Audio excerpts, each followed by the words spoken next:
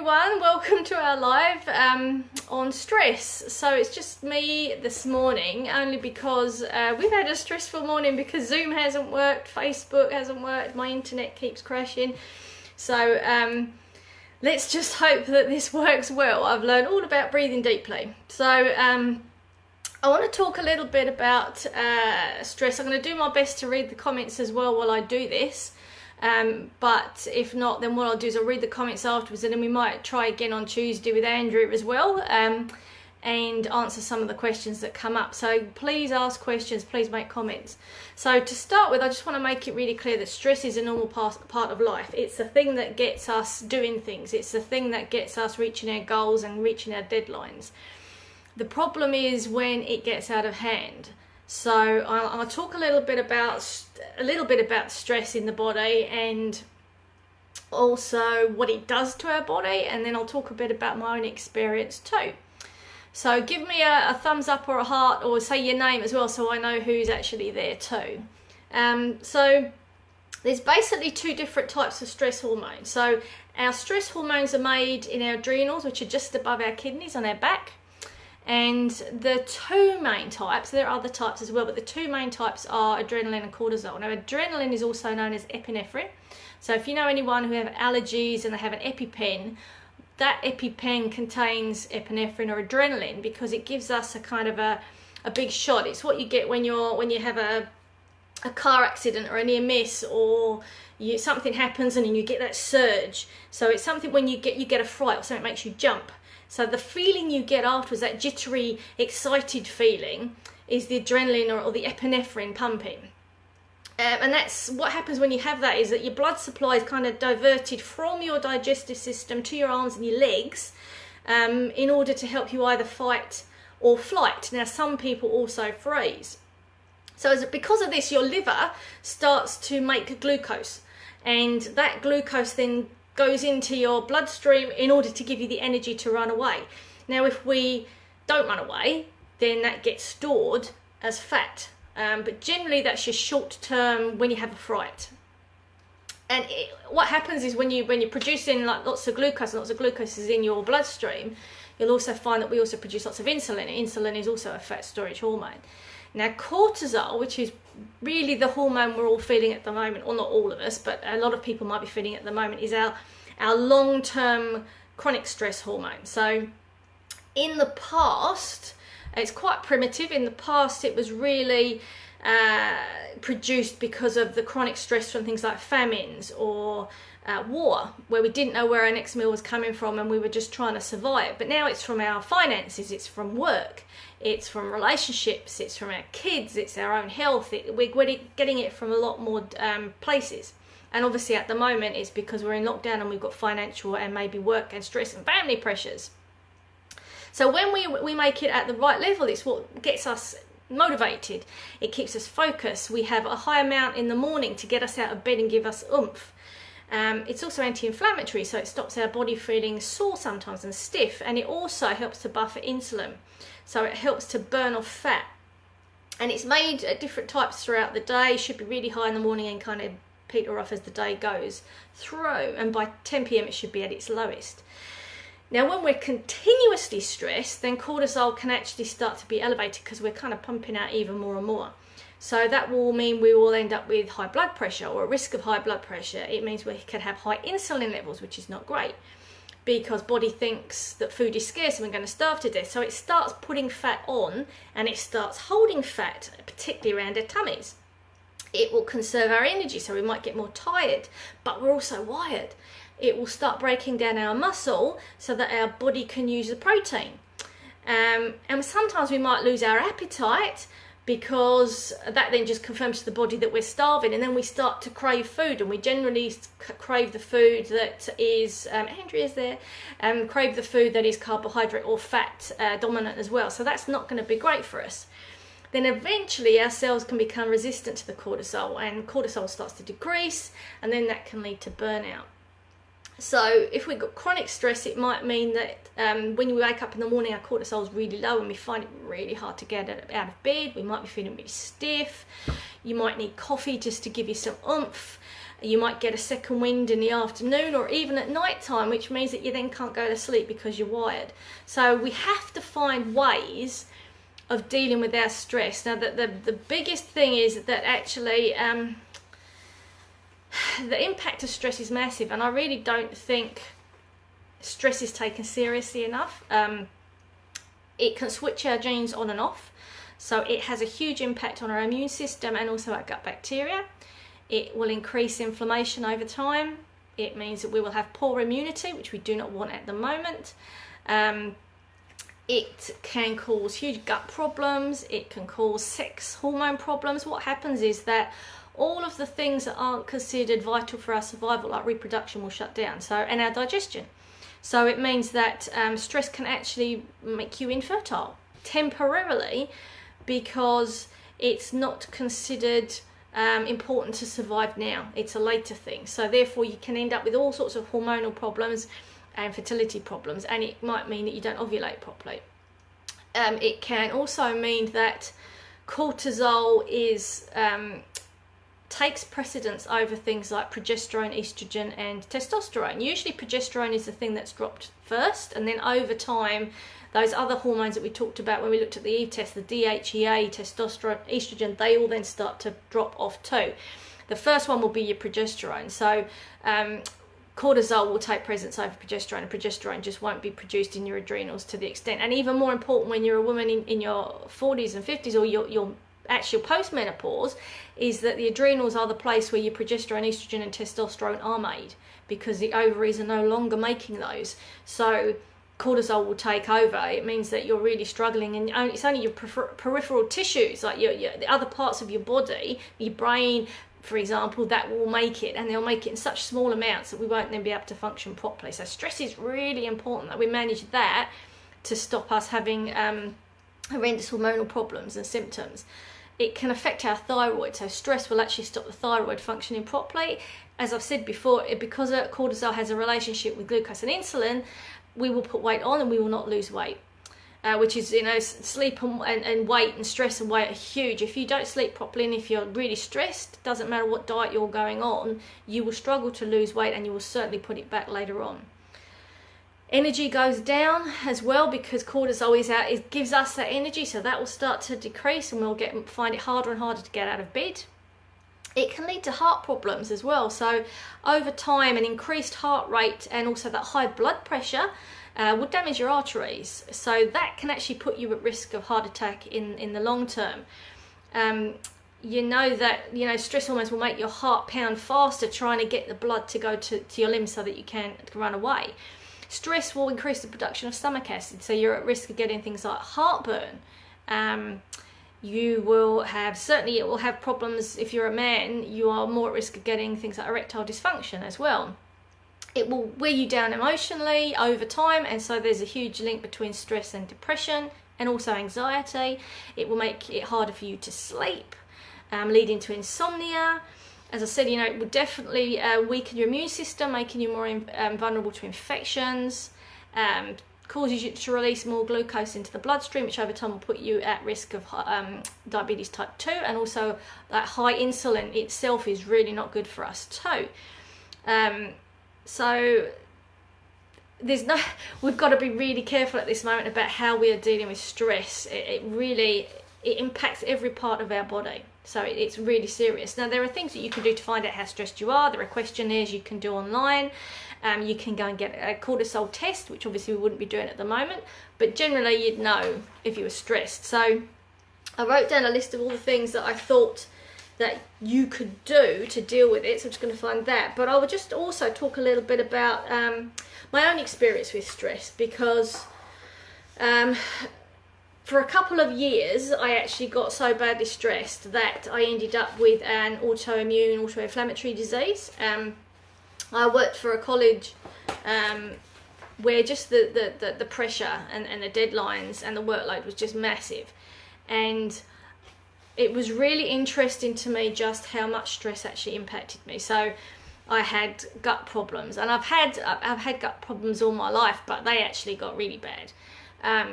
And as I said, I got this autoinflammatory disease called hidradenitis, which meant that I was getting severe abscesses, boils, and having to have minor surgery to have them removed. I was in a lot of pain, and it was just horrendous. And the other thing was I put weight on.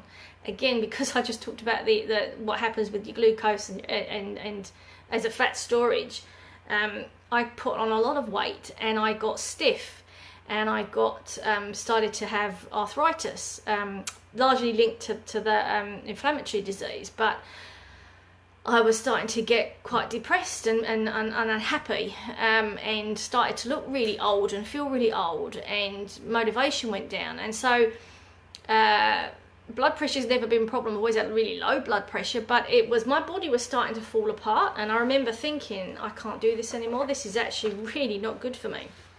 So I've had to find ways to deal with my stress, and everybody's different. So what works for me might not necessarily work for you, but journaling is huge. And I know people are really scared about journaling because they think, one, it's hard work, it's boring.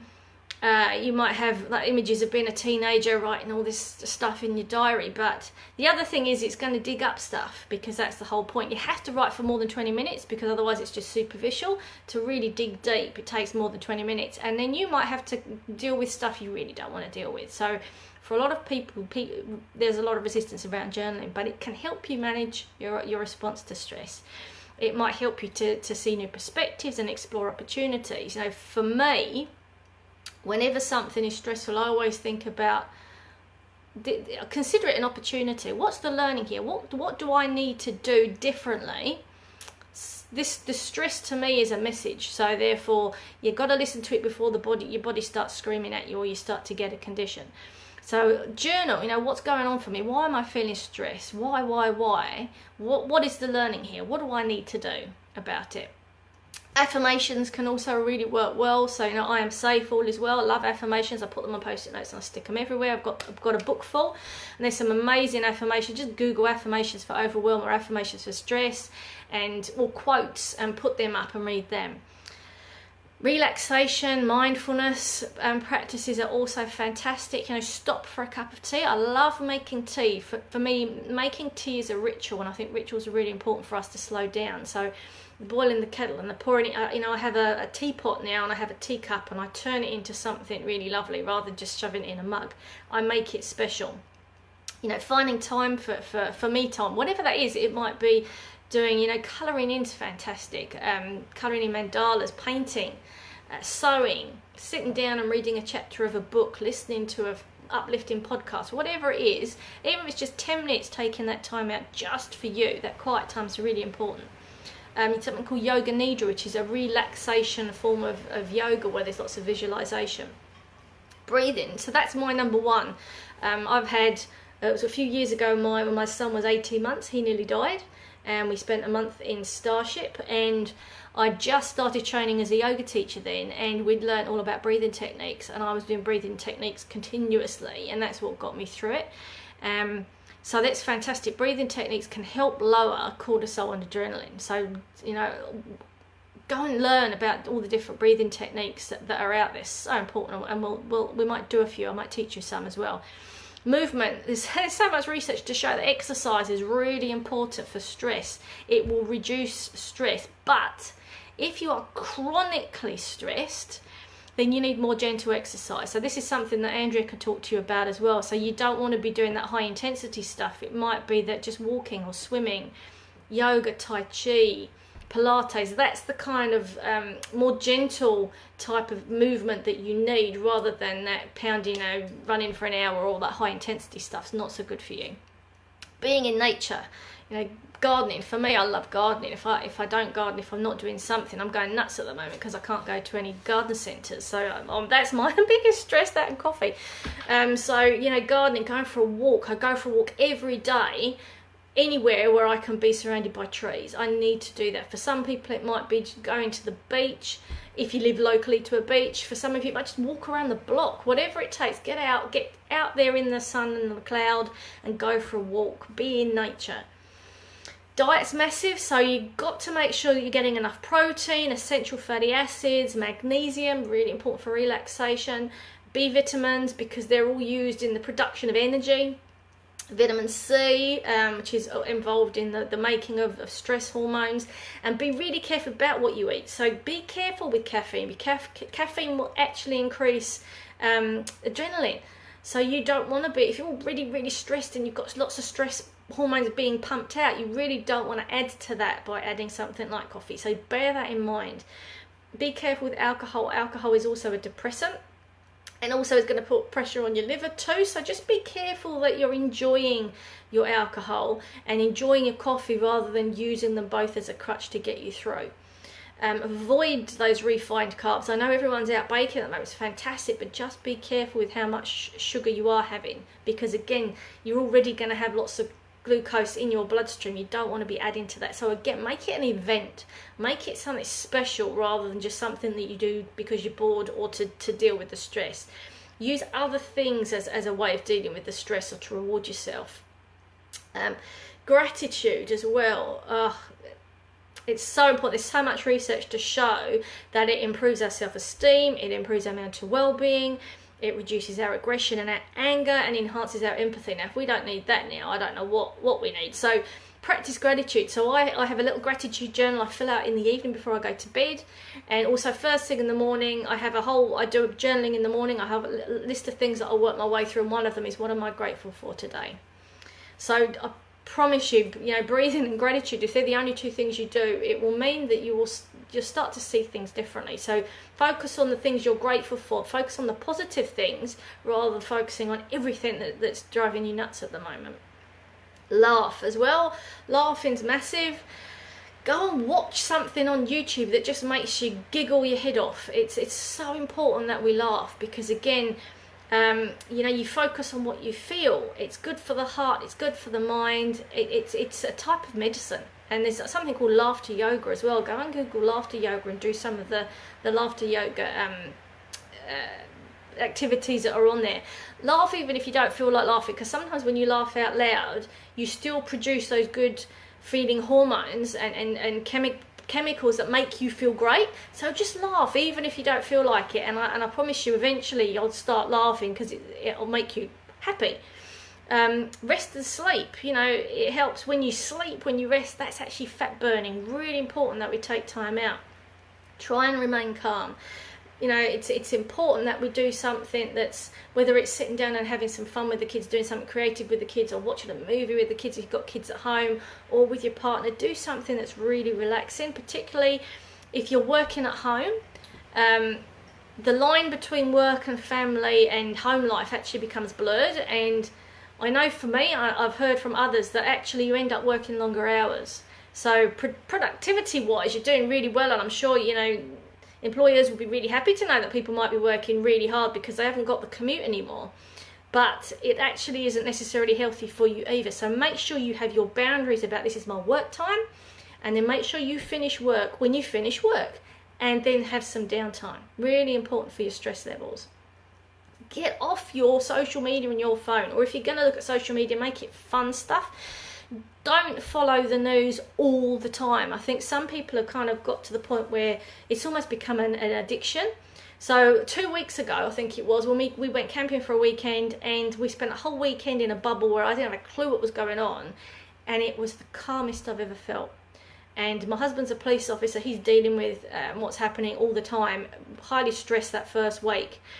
And he said the same. So when we got back, we decided, right, well, he obviously knows what's going on because he's at work. He can let me know, but we don't watch the news. I don't have a clue what's going on. I don't want to know. Just tell me when it's all finished, because it's the only way that I can not go nuts. So whilst he gives me tidbits, I'm not completely out of the dark. I just found that not watching the evening news means I sleep better. And I'm less stressed about what's going on in the world. So that's something to consider. Maybe have one thing, just find, like, whether it's your Jacinda Ardern's update, which sometimes I watch, or one person, just check out what's going on. But please don't watch the news throughout the day. Don't follow the social media with everything that's going on, because it will just make that stress worse. The other thing is, as I said, about finding the fun side. I've seen people who are obviously going shopping, and for those of you that have been shopping, it can take 2 hours to get into a supermarket. they're taking deck chairs, they're dressing up, they're taking their Spotify with them and listening to music. They're going to turn it into something fun. They're the people that are going to get through. So again, every time something happens that's stressful, see what you can do to make it fun. See the funny side in it, because that will also get you through. And then reconnect with the hobby. What did you like doing as a child? See if it's something you can do again, whether it's sewing or craft making or baking or gardening or whatever it is, colouring in. There's heaps of stuff that you can download off the internet, and lots and lots of people are getting creative now. Because everyone's in a bubble, we're going to see a huge amount of creativity. So do the same. Go in a creative bubble and do something that you loved as a kid but you haven't had the chance to do now. Go on YouTube and learn about how to start a new hobby and do that, and see if that helps you with your stress too. Do something with your kids. If you're stuck at home with your kids, have a time where you could do something fun with your kids as well and do it together, or play ball games with them, whatever it takes. So it's about creating new routines, finding a way of looking after yourself by eating as well as you can, journaling how you feel, finding ways of breathing in or relaxing to deal with the stress that you feel, and always try and find the positive or the funny side in everything, and I promise you'll get through this.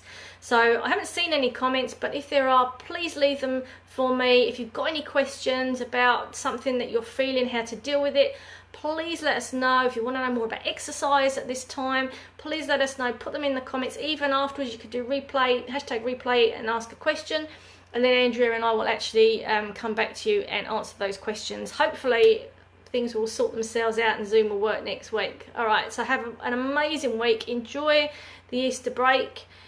Go and do something fun and wonderful, and something that makes your heart sing, and don't stress too much. Focus on all of the learnings and the opportunities that you can have from this time. So take care, everyone.